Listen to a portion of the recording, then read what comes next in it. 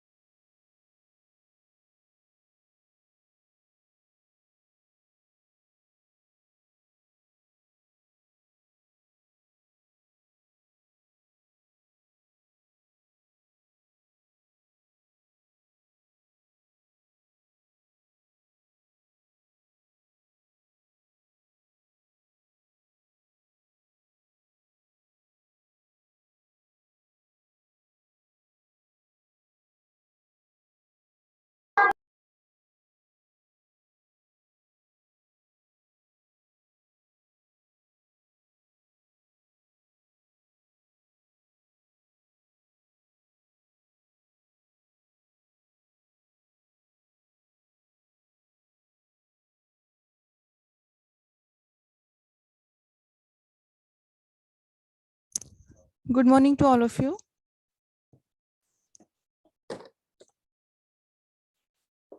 Good morning, ma'am.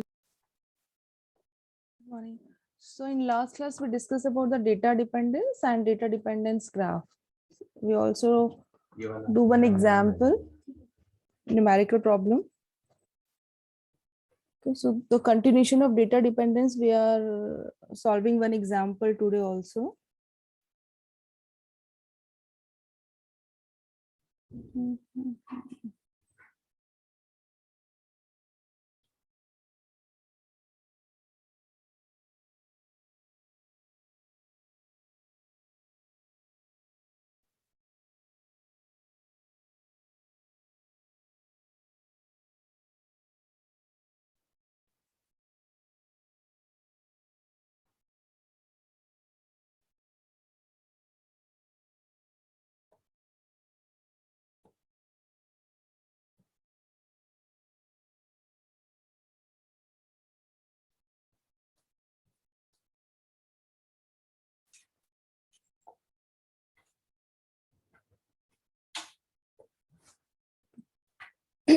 So in last class, we discussed the example of input dependence, right?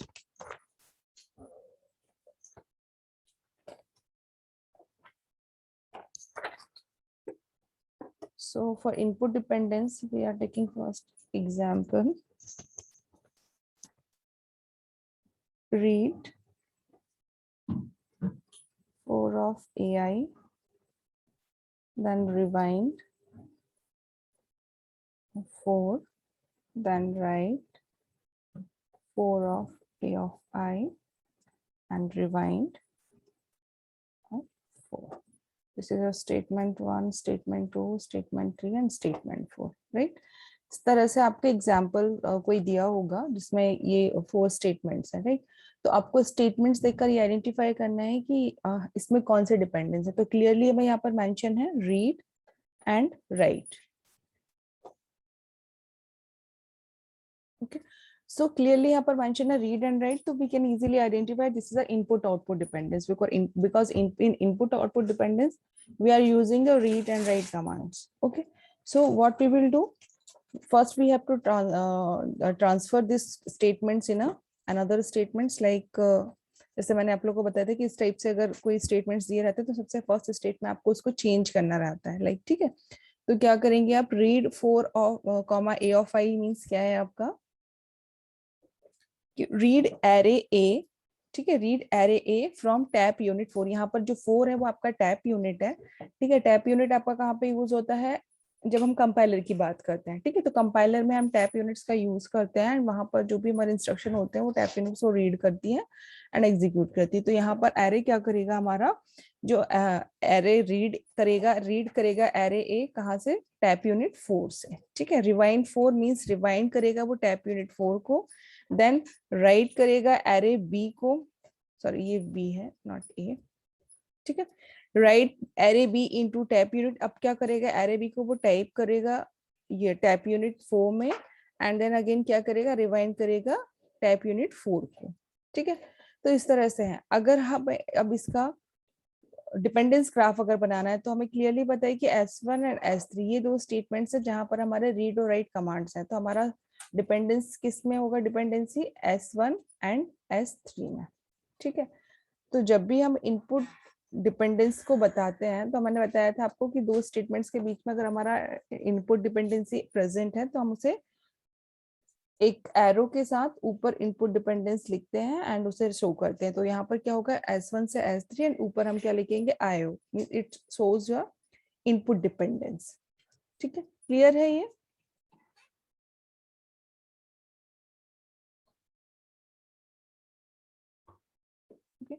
सो एक और example हम input dependence, sorry आपका जो dependence data dependence है उसका एक एग्जांपल और हम सॉल्व करेंगे, देन हम रिसोर्स जो डिपेंडेंस है उस पर हम मूव करेंगे।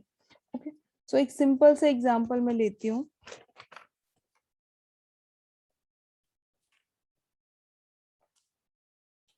तो आपको जल्दी से समझ में आ जाएगा, ठीक है। और आप लोगों को ही बताना है आज मुझे कि किस स्टेटमेंट में कौन सी डिपेंडेंसी है, ठीक है। ये 4 स्टेटमेंट है हमारे, a is equal to B plus D, second है c is equal to a cross 3, third statement है a is equal to a plus c, and fourth statement है आपका e is equal to a slash t,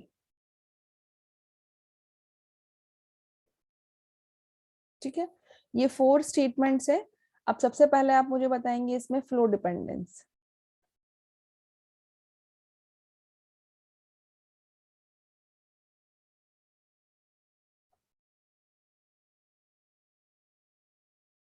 ठीक है। चलिए, कौन कौन सी flow dependency है इसमें बताइए आप लोग। सारे स्टेटमेंट्स हैं आपके पास, 4 स्टेटमेंट्स में है, आपको चेक करना है फ्लो डिपेंडेंसी क्या होती है, कि फर्स्ट स्टेटमेंट का आउटपुट सेकंड स्टेटमेंट में एज अ इनपुट वर्क करेगा, ठीक है। तब आपको चेक करना है कि ऐसे कौन कौन से स्टेटमेंट्स हैं जहां पर हमारा फ्लो डिपेंडेंसी प्रेजेंट है। Ma'am S1 to S2 and S2 to S3. Just a minute, S1 to S2, S3. Then Yes ma'am. S2 to S3. S3 से, मैम S2 में भी आएगा ना मैम, S2 हाँ, and S3 flow dependent. S2 and S3, yes ma'am. Okay.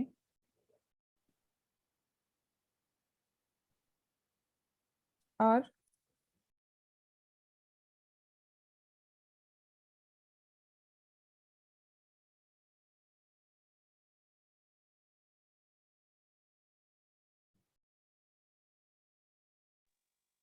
Ma'am S3 and S4 भी होना चाहिए. S1 to S4. अच्छे से आप लोग चेक करिए, फर्स्ट स्टेटमेंट का आउटपुट सेकेंड स्टेटमेंट में एज अ इनपुट होना चाहिए, ठीक है। S1 S2 किया आपने, S2 S3 किया आपने, और क्या बोल रहे हैं आप? Ma'am S3 to S4. S S3 से S4. S2, 4 ma'am 4. S4, okay. Next S1 to S4 ma'am. S1 to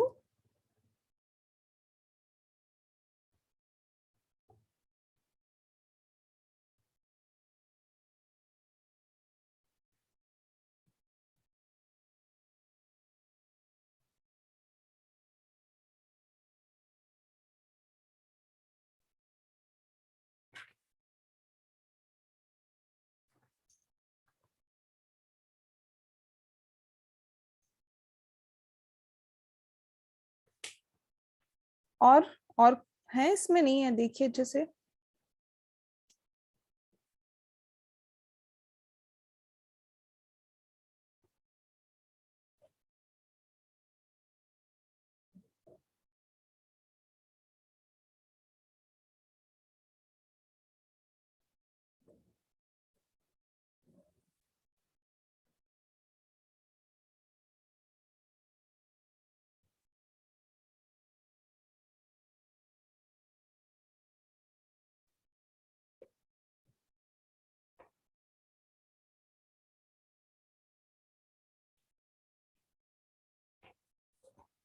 होगी चेक, बस इतनी है। देखिए अब हम स्टार्टिंग से अगर चेक करें, फर्स्ट स्टेटमेंट का आउटपुट सेकंड में as a input S1 S2 आपका करेक्ट है, ठीक है। देन क्या है आपका S2 S3, आपने बोला S2 S3, first second statement का आउटपुट थर्ड में as a input S2 S3 correct है। S3 and S4, S3 and S4 output and input, ये भी करेक्ट है, ठीक है। बट आप देखेंगे यहाँ पर फर्स्ट स्टेटमेंट का आउटपुट थर्ड स्टेटमेंट में एज अ इनपुट भी यूज हो रहा है, मींस S1 एंड S3 के बीच में भी हमारा फ्लो डिपेंडेंस है। सेकेंडली हाँ जी मैम कुछ बच्चे बाहर है, उनको इन कर लीजिए। जस्ट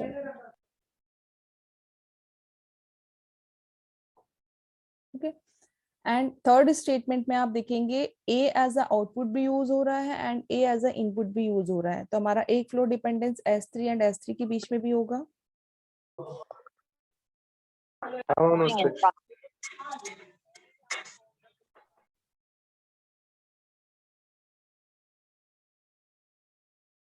ओके तो कितने डिपेंडेंसी हो गई हमारी, S1 S2 S1 S3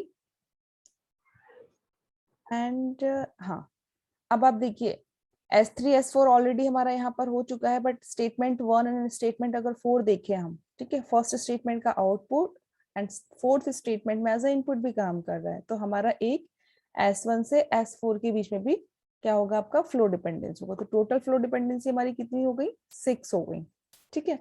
anti dependency कौन कौन सी है इसमें, है एंटी डिपेंडेंसी या नहीं है?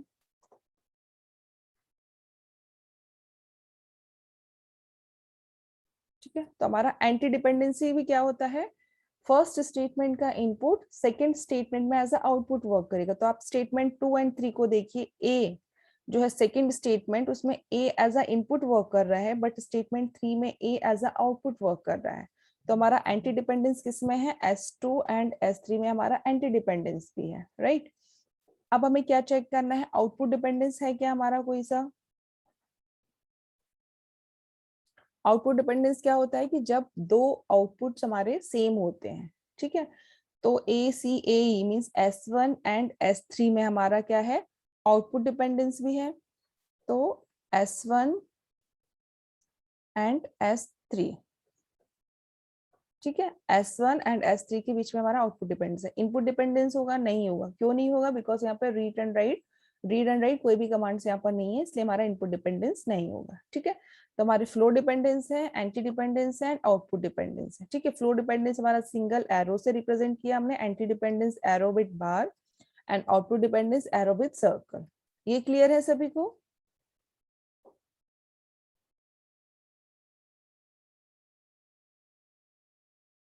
ठीक है, अब हम क्या करेंगे, डिपेंडेंस ग्राफ बनाएंगे।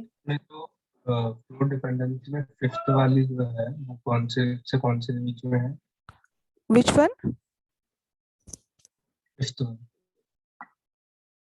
Last one, second last S3 statement S3 देखेंगे आप, S3 a is equal to a plus c, तो a आपका एज अ इनपुट भी वर्क कर रहा है and a as a output भी वर्क कर रहा है, तो फ्लो डिपेंडेंस हमारा S3 to S3 भी है प्रेजेंट। ये जैसे हमने लास्ट Okay. एग्जांपल देखा था, तो हमारा सेम स्टेटमेंट में इनपुट आउटपुट भी थे, तो हमारा सेल्फ लूप लगा था डिपेंडेंस ग्राफ में, याद है आपको? तो ये हमारे सारी डिपेंडेंसी हो गई, राइट? अब हम क्या करेंगे, इनसे डिपेंडेंस ग्राफ बनाएंगे, dependence graph.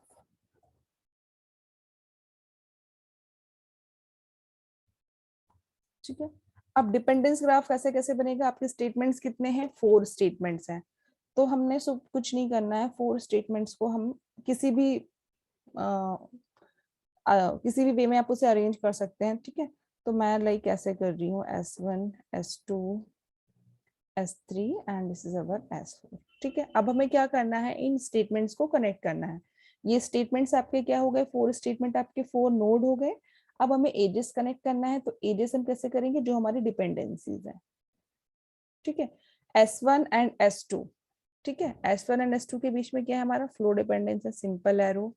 S2 and S3 flow dependence है, arrow. S3 and S4 flow dependence है, arrow. S1 and S3 flow dependence है, arrow.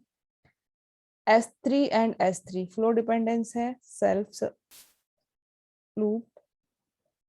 S1 and S4, S1 and S4। ठीक है, तो ये क्या हो गए हमारे फ्लो डिपेंडेंस हमने कनेक्ट किया। नेक्स्ट हमारा एंटी डिपेंडेंस, तो एंटी डिपेंडेंस किसमें था, S2 एंड S3 में। ठीक है, तो S2 एंड S3 में एक और हमारा ये एरो आएगा, बट किसके साथ आएगा, बार के साथ। ठीक है, नेक्स्ट है आपका आउटपुट डिपेंडेंस। आउटपुट डिपेंडेंस किसके बीच में है, S1 and S3, S1 and S3, तो यहाँ पर हमारा एक और एरो आएगा, बट वो एरो किसके साथ होगा, हमारा सर्कल के साथ। ठीक है, सारी डिपेंडेंसी हो गई हमारी 1 2 3 4 5 6 7 8। ठीक है, 3 6 2 8। ठीक है, तो ये हमारा क्या बन गया, डिपेंडेंस ग्राफ बन गया। क्लियर है सभी को ये कैसे हमने डिपेंडेंस ग्राफ बनाया? यस ओके, सो इस तरह के बहुत सारे एग्जांपल्स आपके बुक में हैं। ठीक है, जो मैं आपको शेयर करूंगी, अपलोड कर दूंगी मैं GCL पर, वहां पर उसमें एक्सरसाइजेस में दिए हुए हैं, तो आप वहां से सॉल्व कर सकते हैं। ठीक है, नेक्स्ट है हमारा रिसोर्स डिपेंडेंस। ठीक है, ये तो हमारा डेटा डिपेंडेंस था, जिसमें हमने 5 टाइप की डिपेंडेंसी देखी। नेक्स्ट है हमारा रिसोर्स डिपेंडेंस, बिकॉज हमारा टॉपिक था डेटा एंड रिसोर्स डिपेंडेंस, तो डेटा डिपेंडेंस हमने पहले देखा, अब हम देखेंगे रिसोर्स डिपेंडेंस। ठीक है, तो बेसिकली रिसोर्स डिपेंडेंस क्या होते हैं कि जो भी हम रिसोर्सेस यूज कर रहे होते हैं, अगर वो रिसोर्सेस एक कॉमन शेयर्ड मेमोरी को यूज कर रहे हैं, तो उनमें कुछ डिपेंडेंसी हमारी पॉसिबिलिटीज होती है कि उनमें कुछ डिपेंडेंसी प्रेजेंट हो।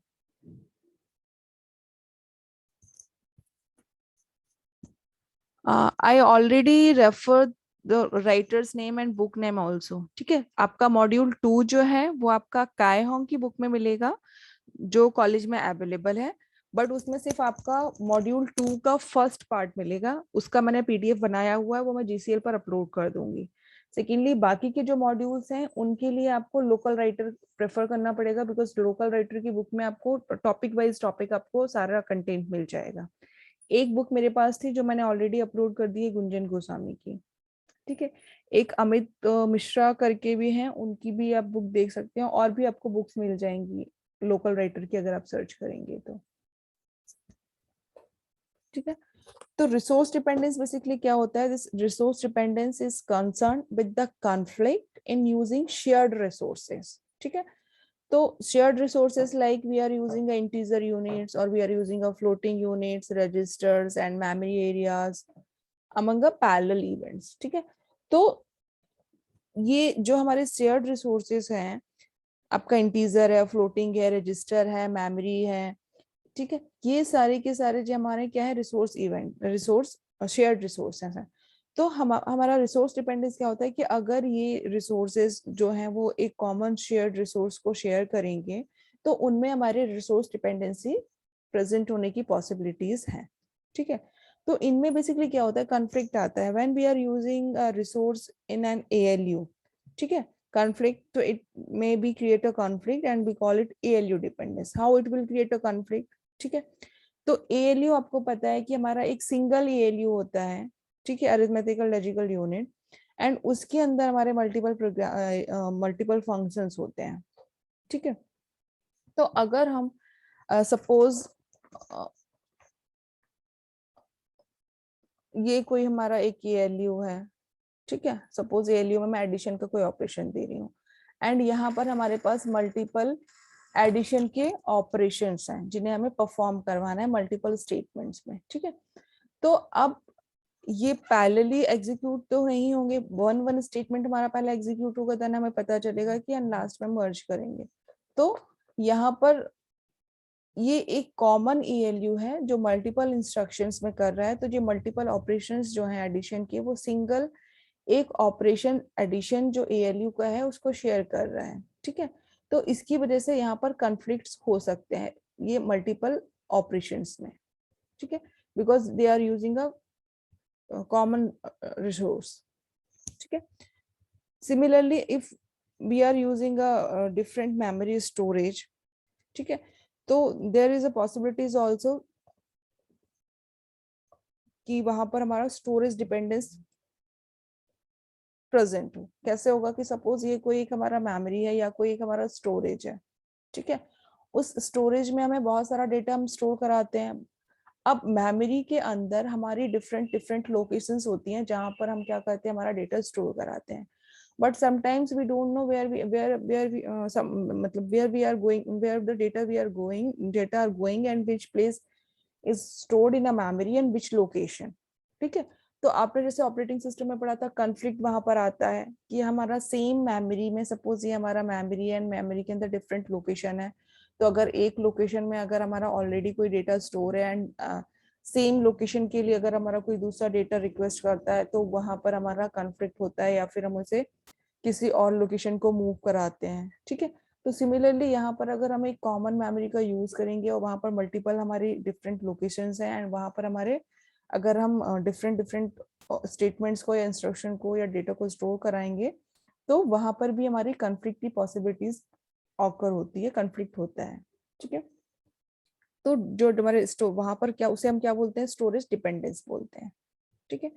तो अब हम क्या करते हैं, जो भी हमारा रिसोर्स डिपेंडेंस होता है, तो हम इसको बेसिकली टू अप्रोचेस हैं जहां से हम उन्हें पैरेलली एग्जीक्यूट कर सकते हैं, ठीक है। तो means the transformation of a sequential coded programme into a parallel execution form can be done by two approaches, ठीक है। तो जो ट्रांसफॉर्मेशन होता है हमारा सीक्वेंशियल कोडेड प्रोग्राम को हम पैरेलल एग्जीक्यूटेबल फॉर्म में कन्वर्ट करते हैं, तो टू वे से कर सकते हैं। एक हमारा मैनुअल होता है एंड एक हमारा ऑटोमेटिक होता है।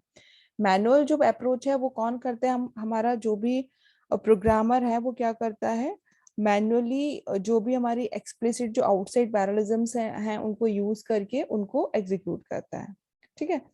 एंड सेकेंडली जो हमारा कंपाइलर है, तो जो ऑटोमेटिक अप्रोच है वो हमारी किसके थ्रू डन होती है, हमारी कंपाइलर के थ्रू। तो कंपाइलर बेसिकली क्या करता है, कंपाइलर डिटेक्ट करता है इम्प्लिसिट पैरेललिज्म को एंड ऑटोमेटिकली उसको एग्जीक्यूट करता है, ठीक है। तो ये टू वे से हम करते हैं। रिसोर्स डिपेंडेंस में एक और चीज हम करते हैं कि कोई हमारा अगर स्टेटमेंट है, तो हम ये देखते हैं कि हम उस स्टेटमेंट्स को या नंबर ऑफ स्टेटमेंट्स को अगर हम सीक्वेंशियली अगर हम उसे एग्जीक्यूट करवाएं, तो कितनी नंबर ऑफ स्टेप्स हमें लगेंगी, कितना टाइम हमें लगेगा, कितना स्पेस उसमें लगेगा। सिमिलरली अगर उन स्टेटमेंट्स को हम पैरेलली एग्जीक्यूट करवाएं, तो कितने नंबर ऑफ स्टेप्स हमें लगेंगे, कितना टाइम लगेगा। ऑब्वियसली अगर हम सीक्वेंशियल में अगर हमें 5 स्टेप्स लग रही हैं, 5 स्टेप्स लग रही हैं किसी इंस्ट्रक्शन को एग्जीक्यूट करने में, या मल्टीपल इंस्ट्रक्शन 4 इंस्ट्रक्शन है उनको एग्जीक्यूट करने में, या 5 इंस्ट्रक्शन है हम उनको 1 बाय 1 एग्जीक्यूट कर रहे हैं, तो हमें 5 इंस्ट्रक्शन के लिए या 5 स्टेटमेंट्स के लिए 5 स्टेप्स लगेंगे। बट हम पैरेलली अगर हम जाएंगे तो सेम स्टेटमेंट्स के लिए, सेम इंस्ट्रक्शन के लिए अगर 5 स्टेटमेंट्स है, तो maybe there is a possibility it will take a 2 to 3 steps, okay. तो यहाँ पर हमें सीक्वेंशियल और पैरेलल में हमें डिफरेंस भी समझ में आ जाएगी कि which one is best. Obviously जिसमें कम स्पेस लगेगा, कम टाइम लगेगा, वो हमारा बेस्ट होगा, ठीक है। तो हम जब जो भी हमारा इंस्ट्रक्शंस है, सबसे पहले हम क्या करेंगे, हम अपना डिपेंडेंस ग्राफ बनाएंगे, फिर हम जो भी हमारे इंस्ट्रक्शंस हैं, स्टेटमेंट्स हैं, उनको हम पैरेलली भी एग्जीक्यूट करवाएंगे एंड सीक्वेंशियली भी एग्जीक्यूट करवाएंगे। ओके, तो एक एग्जांपल लेते हैं, ठीक है, जिसमें हम क्या करेंगे, हम सबसे पहले डिपेंडेंस ग्राफ बनाएंगे, किसकी हेल्प से, डेटा डिपेंडेंस हम आइडेंटिफाई करेंगे, देन रिसोर्स डिपेंडेंस, देन हम उन्हें सीक्वेंशियल एंड पैरेलली एग्जीक्यूट करवाएंगे। ठीक है, तो सबसे पहले हम क्या लेंगे, एग्जांपल लेंगे। ठीक है, एग्जांपल बहुत इजी, जैसे आपने अभी फ्लो डिपेंडेंस, जैसे डेटा डिपेंडेंस देखा था, सिमिलरली हम रिसोर्स डिपेंडेंस करेंगे। ठीक है, तो ये सपोज कोई हमारी 4 और 5 प्रोग्राम्स कह सकते हैं हम। ठीक है, तो स्टेटमेंट्स बोल सकते हैं आप जो भी हैं, C is equal to D cross E, M is equal to G plus C, A is equal to B plus C, C is equal to L plus M and F is equal to G divide E। ठीक है, ये 5 statements हैं, आप इसे programme भी, जैसे इस example में से प्रोग्राम दिया है P1 P2 P3 up to P5। ठीक है, तो क्या करेंगे हम, सबसे पहले फ्लो डिपेंडेंस आइडेंटिफाई करेंगे। यहाँ से हम सॉल्यूशन करेंगे step 1, this is your step 1। Step 1 में आप क्या करेंगे, आइडेंटिफाई, आपको हेडिंग इस टाइप से, जब आप न्यूमेरिकल को सॉल्व करेंगे तो आपको सबसे पहले एग्जांपल दिया है, आपको स्टेप 1 में आप लिखेंगे आइडेंटिफाई फ्लो डिपेंडेंस। ठीक है, एंड जो भी आपके फ्लो डिपेंडेंस आप आइडेंटिफाई कर रहे हैं उनको आपको नोट डाउन करना है। ठीक है, तो इस न्यूमेरिकल में अगर आप देखें तो फ्लो डिपेंडेंस कौन कौन से हैं, सबसे पहले देखिए P1 एंड P2, फर्स्ट का आउटपुट, सेकेंड में इनपुट। ठीक है, तो P1 एंड P2 हमारा फ्लो डिपेंडेंस है। और कौन सा है, P1 एंड P3, फर्स्ट का आउटपुट, थर्ड का इनपुट, P1 एंड P3, ये हमारा फ्लो डिपेंडेंस है। और कौन सा है,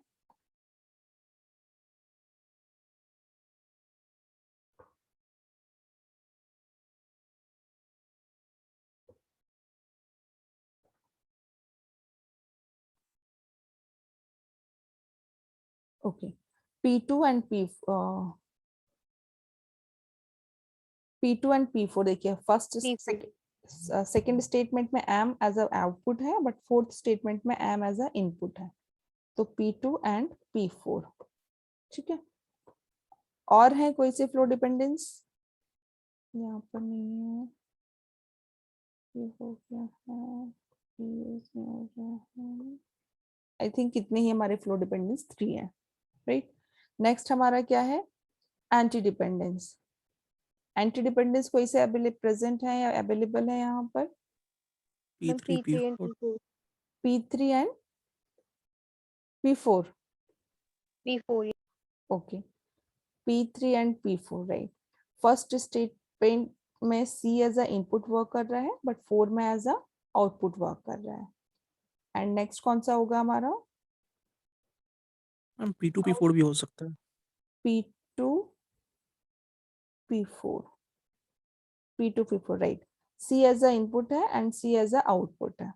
ठीक है, और इसके अलावा कुछ है और है हमारे इसमें डिपेंडेंस, एंटी डिपेंडेंस चेक कर लेते हैं एक बार, D, no no, P2 P4 हो गया है, P3 P4 भी हो गया है, ओके, आई थिंक 2 ही हैं। नेक्स्ट हमारा है आउटपुट डिपेंडेंस।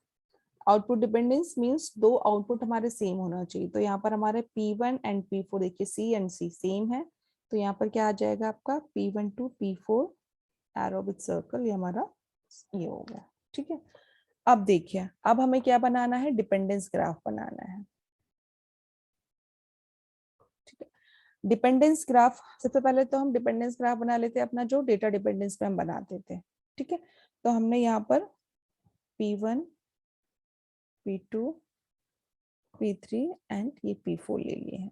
ठीक है, अब हम क्या करेंगे, कोई एजेस कनेक्ट करेंगे, ये हमारे नोड हो गए। सो P1 P2 P1 P3 P2 P4, ठीक है, यही था, P1 से P2 हमारा कनेक्ट हुआ, देन P1 से P3 हुआ, देन P2 से P4 हुआ। ठीक है, नेक्स्ट हमारा है anti dependence P3 and P4 में, P3 एंड P4 ये हमारा हुआ, P2 एंड P4 ऑलरेडी यहाँ पर है, तो ये आ जाएगा। Excuse me, ma'am. हाँ जी, मैम P5 के साथ जैसे कोई रिलेशन नहीं निकल गया है तो P5 आएगा नहीं हमारा ग्राफ के अब अंदर। बता रही हूँ, अभी बता रही हूँ। पहले ये हमारे पास जो डिपेंडेंस अवेलेबल है, पहले हम उनको कनेक्ट करें। आउटपुट डिपेंडेंस क्या था? P1 and P4, P1 and P4 with circle. ठीक है, तो देखिए ये सारे डिपेंडेंस तो आपके इसमें प्रेजेंट थे। ठीक है, flow dependence, anti dependence and output dependence. अब स्टेटमेंट 5 जो है F is equal to G/D, तो इस स्टेटमेंट 5 का किसी भी स्टेटमेंट से कोई रिलेशन नहीं है, तो इट मींस यहाँ पर ये कौन सी डिपेंडेंसी है? हमारी अननोन डिपेंडेंसी। ठीक है, जब भी हमारी अननोन डिपेंडेंसी होती है तो जिसका कोई रिलेशन नहीं होता तो वो हमारा क्या होता है? सेपरेट होता है। जैसे हम इसे अगर बताएं तो ये हमारा P5 होगा। अब P5 को हम किसी से कनेक्ट कर सकते हैं? नहीं कर सकते, तो हम सिंगल इसको एक सर्कल के साथ ये स्टेटमेंट 5 आप शो कर देंगे। This is your unknown dependency. ठीक है, ये हो गया क्या आपका डिपेंडेंस ग्राफ? किसके लिए? डेटा डिपेंडेंस के लिए, राइट। अब हमें देखना है किसके लिए? रिसोर्स के लिए।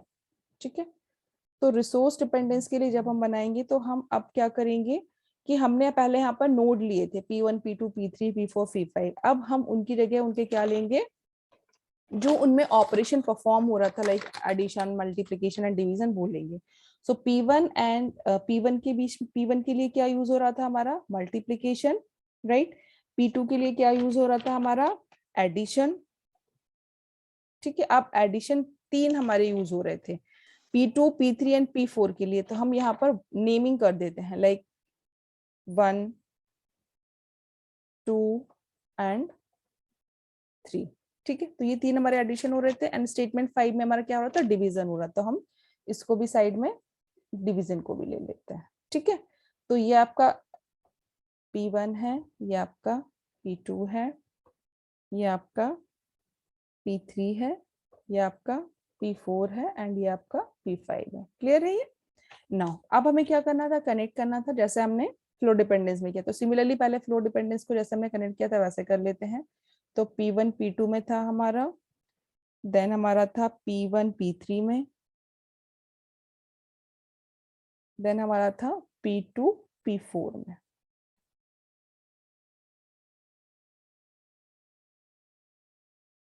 P1 P2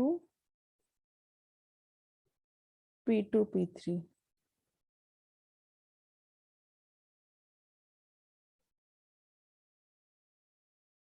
P1 P3 then P2 से P4 ये है। ठीक है, देन हमारा था anti dependence P3 and P4 में, P3 एंड P4। ठीक है, यहाँ पे क्या था हमारा? Anti dependence. P2 and P4 में भी था, P2 एंड P4 यहाँ पर भी था हमारा, तो इसको भी हमने कनेक्ट कर दिया। ठीक है, एंड आउटपुट डिपेंडेंस था हमारा P1 एंड P4 में, तो ये हमारा यहाँ पर आउटपुट डिपेंडेंस आ गया। ठीक है, तो ये आपका डेटा डिपेंडेंस वाला था। अब आपको क्या करना है? रिसोर्स डिपेंडेंस में, जैसे मैंने आपको बताया था कि एक सिंगल ALU का हमारा ऑपरेशन एडिशन था, इसमें भी हमारे मल्टीपल ऑपरेशंस परफॉर्म होते हैं एडिशन के। अगर मल्टीपल इंस्ट्रक्शन है और उनमें एडिशन परफॉर्म हो रहा है, तो सिमिलरली देखिए यहाँ पे आपके 3 एडिशन परफॉर्म हो रहे हैं, addition 1, addition 2 and addition 3, P2, P3 and P4 में। ठीक है, तो हम क्या करेंगे? इन तीनों में हमारा क्या होगा? कॉमन रिसोर्स कौन सा यूज हो रहा है? एडिशन ALU का। तो हमारा जो रिसोर्स डिपेंडेंस है वो किस किस के बीच में होगा? P2, P3 एंड P4 के बीच में।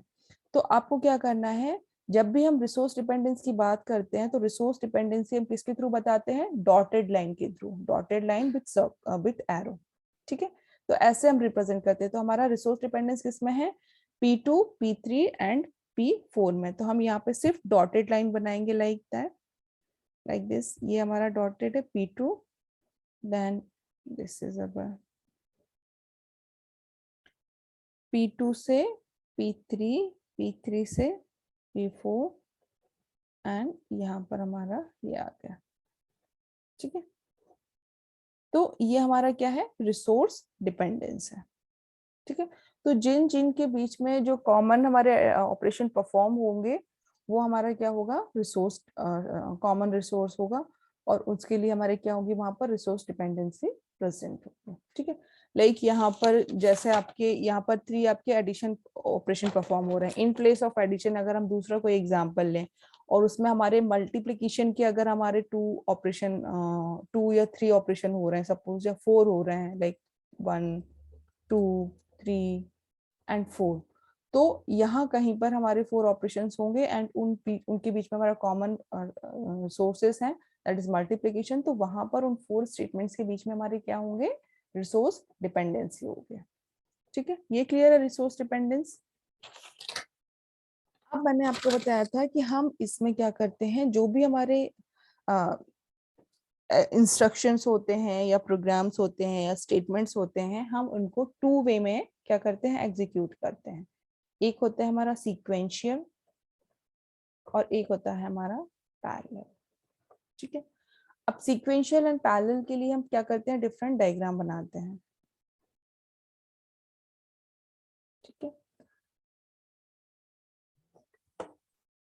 अब डायग्राम बनाने के लिए सबसे पहले आपको एग्जांपल्स याद होना चाहिए, इसके लिए बनाना पड़ेगा मुझे एग्जांपल।